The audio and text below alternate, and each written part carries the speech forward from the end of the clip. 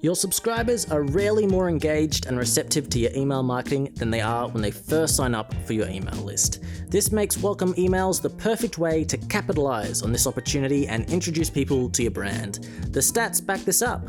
Welcome emails have an 86% higher unique open rate, 336% greater transaction rate, and make a whopping 320% more revenue on average. So here's how to set one up.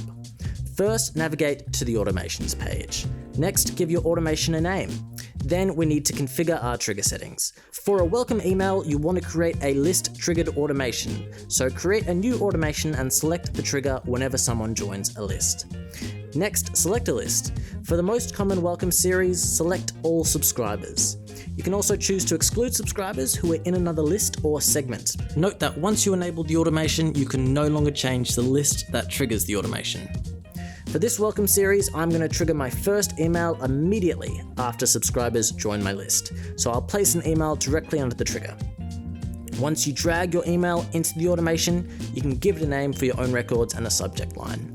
Then click Compose to design your email.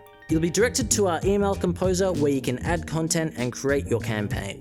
Once you're done, click Enable and you'll be directed back to your automation in progress.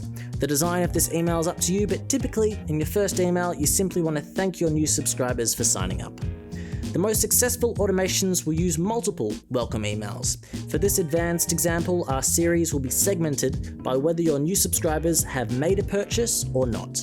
Next, before we add another email, we'll schedule it by using a time delay. These add a delay between actions in your automation. To add a time delay, drag it into your automation. From there, set how much time you'd like the next action to be delayed. After the time delay is added, we're now able to add a conditional split. This will split your automation into two paths, one which the customer has made a purchase and one where they have not. We'll configure the split by choosing the segment Customers over Time.